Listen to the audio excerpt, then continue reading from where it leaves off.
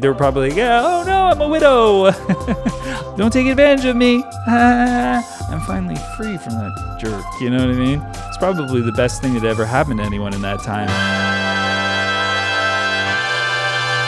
Hey, welcome to Joel Reads Bible. I'm Joel and I'm reading the Bible so that you, please don't do it. Don't do it. Don't do it. Don't do it. You don't want to read Bible, okay? I've been doing it. It's not good. It's a hard read. It's long. It's not just long and boring, but it's also so scary and bad. It's like a nightmare. Like, this can't be real. This can't be real. Because what's happening right now is that this particular God is giving us a set of rules, a law book. He's on a mountain, there's a storm, and he's really going on forever about just laws, just like things that people are supposed to do or not supposed to do. Luckily, they're not about yeast yet, but because maybe he's already like exhausted all the yeast stuff. Given some laws about slaves, like this is how you're supposed to do slavery, mainly the women. But the men for 7-year stints as well. Or you can sometimes trick them by giving them a wife. Here's a nice way to get an extra slave. I get it. We're not going to see a law that says don't have slaves. All right, I've given up hope. Last chapter was pretty obvious that there are concessions for slaves. I don't know if it could get worse. Only having to be slave for 7 years if you're a man isn't the worst possible scenario. It's absolutely the worst possible scenario for a woman because she also sometimes has to be a wife. If she's been purchased, he takes her as a wife. Would that be sex slavery? Because I'm sure he's sleeping with her. She's a slave who has to mother his children.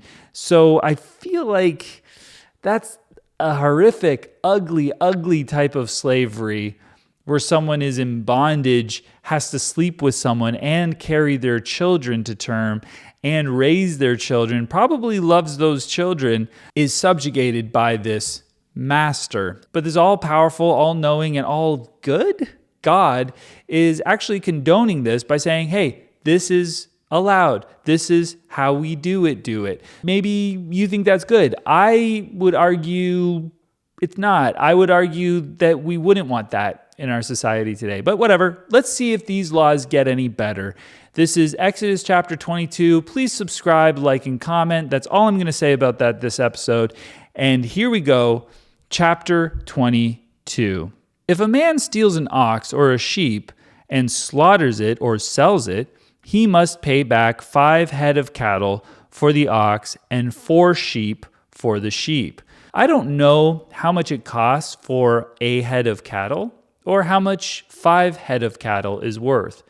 But if it is more than 30 shekels of silver, and I wish it would tell us. I don't know if it's going to tell us, but boy, would I love if somewhere in this book it says, and you may purchase the cattle for X amount of shekels. And if it does, and we learn that human life is worth less than cattle, boy, that's going to be delicious, and I'm going to eat it up like a scrumdiddlyumptious bar. If a thief is caught breaking in and is struck so that he dies, the defender is not guilty of bloodshed. But if it happens after sunrise, he is guilty of bloodshed. I guess in the night, if you don't know what's happening, you're confused, you're like discombobulated, you kill the guy because, he broke into your house. That makes sense. Like if it's light outside and you're like, hey, there's a guy coming over here, I won't kill him. That would be the best way to do that. And you know what? This is a law that I don't disagree with. If you are confused and scared and you kill someone in self-defense, there's sort of, an argument to say that that wasn't your fault. But if you see a guy coming and you probably could remove yourself from the situation, but you stand there and you still kill the guy, you should be held somewhat responsible for that behavior. A thief must certainly make restitution. If he has nothing, he must be sold to pay for his theft. Okay, so this is where we're getting some of these slaves. I don't know if their owner only gets to buy them for 7 years and then they go free. I don't know if that goes for all the Hebrews, but this is a thief Maybe someone can own them forever, but then again, who would want to own a thief forever? Maybe they'll change their ways, after they make enough license plates. Sort of sound a lot like a current prison system, doesn't it? Which people do compare to slavery, and it just might be. Which, by the way, is it a good thing? I mean, this God thinks it is, so I guess we're nailing it if we do have prisoners making things. I genuinely don't know enough about the prison system to make a huge political statement here. But if we have prisoners making things in prison, we are in keeping with the God of the Bible. If the stolen animal is found alive in his possession, whether ox or donkey or sheep, he must pay back double. All right, that's fine. An extra little punishment, a deterrent, so these people don't do this type of thing. Fantastic. If a man grazes his livestock in a field or vineyard and lets them stray and they graze in another man's field, he must make restitution from the best of his own field or vineyard. That makes sense. I'm not going to go on and on about it. If a fire breaks out and spreads into thorn bushes so that it burns shocks of grain or standing grain or the whole field, the one who started the fire must make restitution. Yeah, let's get the arsonist. I'm on board. Yeah, if you start a fire, even by accident, you should be paying for it. But this is why we have insurance, which God obviously didn't think of insurance. And I think insurance is a racket. I agree with you. Probably also isn't a perfect system. It would save this guy who accidentally started a fire and burned down all the crops. It would save him from probably becoming a slave, another slave. If a man gives his neighbor silver or goods for safekeeping and they are stolen from the neighbor's house, the thief, if he is caught, must pay back double. But if the thief is not found, the owner of the house must appear before the judges to determine whether he has laid his hands on the other man's property, because this would be a really sneaky thing that people can do. Yeah, I'll hold on to your stuff. Oh no, it was stolen in the night, Yeah, you stole it. You stole it. No, I didn't, Hezekiah. Yes, you did. Fine, let's go to court. And they're going to somehow determine it because, you know what? They're all detectives. They're brilliant, these detectives. Lazarus is on the case. Listen, you punk. You say you didn't touch the money. Although the other day you were having quite the large meal of lamb with stacks and stacks of unleavened bread. How did you afford that? It wasn't me. I swear, Hezekiah. We've always been friends. Micah, I don't trust you. Anyway, this is a script I've been working on. In all cases of illegal possession of an ox, a donkey, a sheep, a garment, or any other lost property about which somebody says, "This is mine," both parties are to bring their cases before the judges. Now, you'll remember that the judges were set up a few chapters prior by a non-Hebrew who was Moses' father-in-law of two names. And this guy who has an alias, so I don't know why we're trusting him. I mean, he's obviously some sort of criminal himself, has set up a judicial system, and this fits nicely into that. It's almost like the Bible is sort of like creating this legend of how these things come to be and creating all sorts of laws which they're cool for a time, but they are bonkers.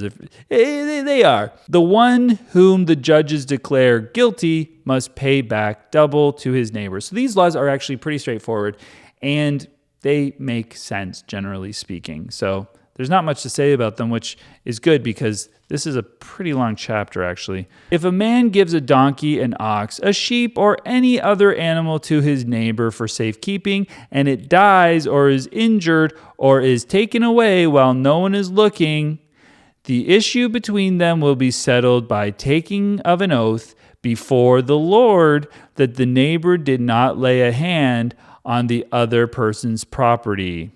The owner is to accept this, and no restitution is required. So if it were me, I would not let my neighbor take care of my animals. There's just no way that that's going to end well. Unless like this was a really, really good neighbor and he's not going to screw me around.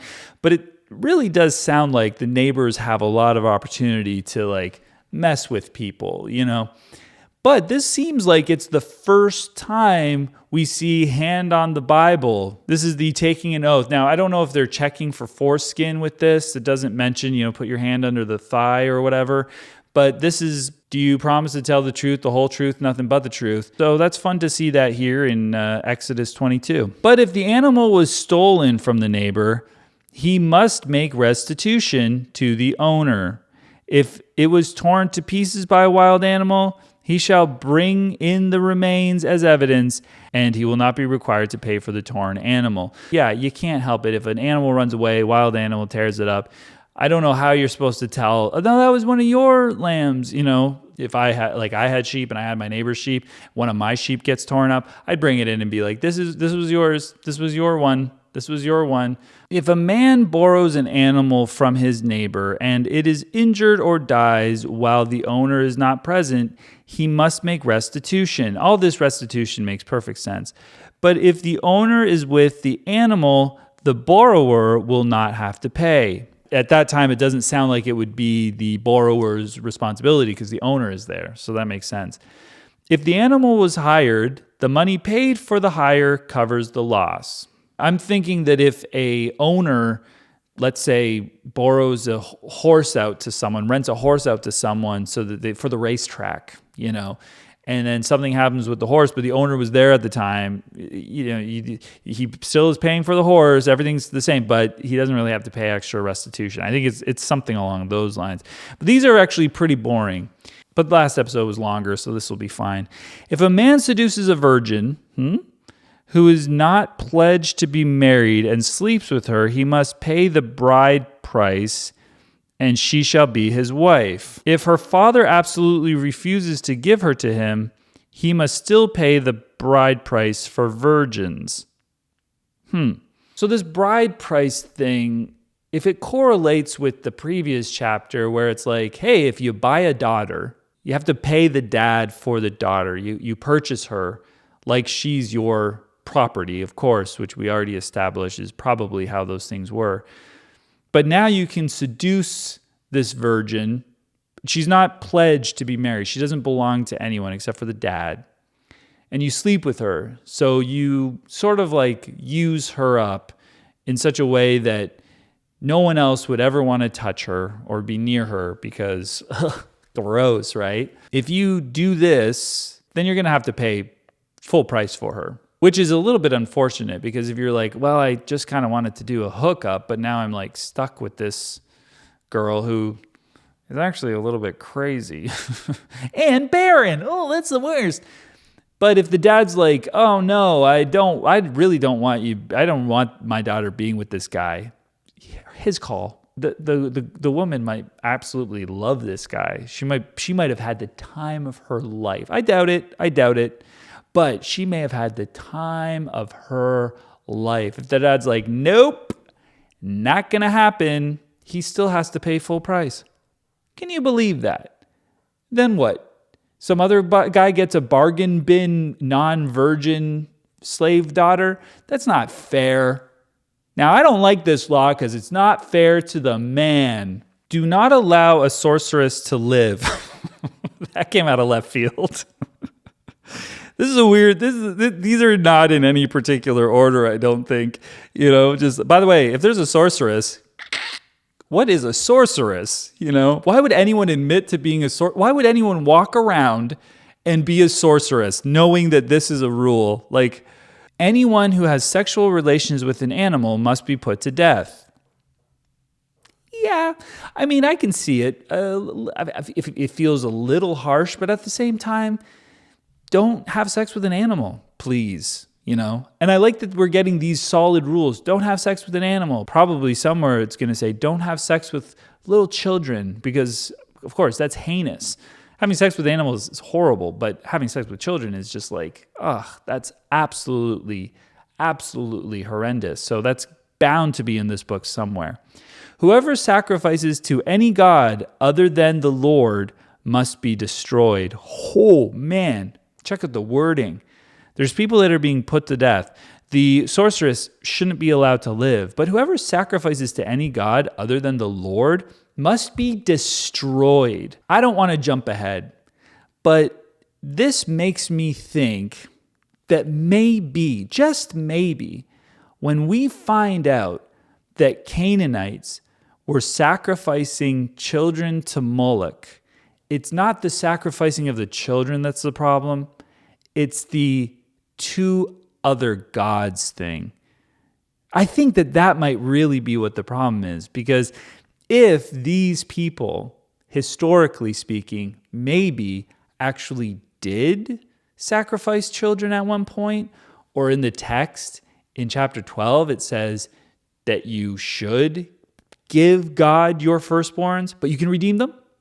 But it's very similar, right? It's eerily similar to sacrificing them. We're killing all these firstborns, and we're almost going to kill the kids, but you can redeem them with a lamb. I'm worried that child sacrifice isn't a big deal. I'm worried that the big deal is who they're being sacrificed to. If there's 100% no world in which this God ever asked for child sacrifice, which we know has already happened, and we also know it might actually come to pass that God accepts a human sacrifice at some point, well, then that can't be the problem, right? What must be the problem is the other gods part. So before you think that some genocide is justified, just make sure that you think a little bit more critically about what's bothering this God. Do not mistreat an alien or oppress him, for you were aliens in Egypt. I don't know if all aliens or foreigners are going to be treated wonderfully. We'll see. Do not take advantage of a widow or an orphan. If you do, and they cry out to me, I will certainly hear their cry. It's nice, I will say, it's nice that the Lord does make concessions for these marginalized people, which wouldn't have a lot going for them in that time. By that I mean the people who wrote this had a heart for some human beings. My anger will be aroused, and I will kill you with the sword. Your wives will become widows, and your children fatherless. I'm being positive for a second, and then all of a sudden it's like, I'm going to get so angry that I'm going to make your wives and children victims of this as well. That's going to be a punishment to you. Ha. God never gets it right. Have you guys noticed this? The you is the man, right? The you is the man. Now we know who the audience is of this, by the way. I haven't even thought about that, and I guess that's what they do with hermeneutics. This is either men or God writing to men how men are to behave. So if the man is bad to a widow, which fair enough, let's not do that. He's going to hear their cry. He's going to get so angry that he's going to kill you with the sword. You, God, or are you going to get a person to do it because you're useless? Yeah, it's the people. You can't do anything. You're fucking impotent. And then their wives and children will now be widows and orphans, which someone else might take advantage of, and they will get in trouble. Or they're just living their lives as widows and orphans. I mean, frankly, sounds like they're free. They're probably like, oh no, I'm a widow. I'm a widow. I get my own place. I'm a widow. Yeah, don't take advantage of me. I'm finally free from that jerk, you know what I mean? It's probably the best thing that ever happened to anyone in that time, just becoming a widow. Maybe these wives were busy getting oxes to gore their husbands. If you lend money to one of my people among you who is needy, do not be like a moneylender. Charge him no interest. If you take your neighbor's cloak as a pledge, return it to him by sunset, because his cloak is the only covering he has for his body. What else will he sleep in? When he cries out to me, I will hear, for I am compassionate. It's like someone going, I hate drama. I'm sorry, I hate drama. Did you hear what Hezekiah said the other day? Like, he was talking about you. He really was. He was saying some pretty dark things. It's one of those things where it's like, I don't believe that you're compassionate, God, because everything else that you've come up with is pretty void of compassion. There's a few moments for the widows, but not a lot of compassion going on here. But also, it sounds like somebody can't really be in that much debt. Who are the money lenders who are not the people who are lending money? Sounds like you're not supposed to ask for any interest. You're just supposed to give the people their cloak back, and you're supposed to just wait for them to pay, I suppose. I don't know what the system is, but I think it's actually pretty nice. Do not blaspheme God or curse the ruler of your people. Do not hold back offerings from your granaries or your vats. We didn't know who the audience was, and we figured it out. It was men, and then we figured out who was writing it. It was holy men, or it was leaders, like it was going to be priests or something along those lines. People that are like, hey, you're going to need to bring your offerings. Don't hold back. This is just, thus saith the Lord. We need your grain. We need your grain. We're starving. We're very, very hungry. We're very hungry. You must give me the firstborn of your sons. Do the same with your cattle and your sheep. Let them stay with their mothers for 7 days, but give them to me on the 8th day. You are to be my holy people, so do not eat the meat of an animal torn by wild beasts. Throw it to the dogs. Why do I feel like they forgot to fix this one? Because in Exodus 12, as we know, God did ask for child sacrifice, but you can redeem them with sheep. In this one, he forgets to mention that. We can assume that that's still the case. But if we just read it at face value, you must give me the firstborn of your sons. What does that mean? Do the same with your cattle and your sheep. Let them stay with their mothers for 7 days, but give them to me on the 8th day. So what does it mean to give your animals to God on the 8th day? What does that look like? What's that giving? How is that the same with humans, with your sons? I'm worried that was child sacrifice and animal sacrifice. And they forgot to mention that you can redeem them with a lamb. That may just have been what they were doing in those days. You might say, no, that's what the Canaanites got in trouble for. And I will reiterate, nope. They got in trouble for sacrificing to other gods, not for what they sacrificed. That has been chapter 22. These laws are dull. They are pretty boring. There's a little bit in there that's fun, but most of it is pretty boring. We're going to move on to chapter 23. Look, maybe there will be more story coming up soon, unless the rest of Exodus is just law after law after law. I really do hope there's more, brutal death, I suppose. Just something fun. You know what I mean? But anyway, thanks for always watching these videos. Thanks for every single one of you watching them to the end. I really appreciate you all being here. Of course, I'd appreciate it more if you haven't subscribed that you do that, and then you like the video, and you give me a little bit of a comment. Thank you. But we'll see you next time for chapter 23. Au revoir.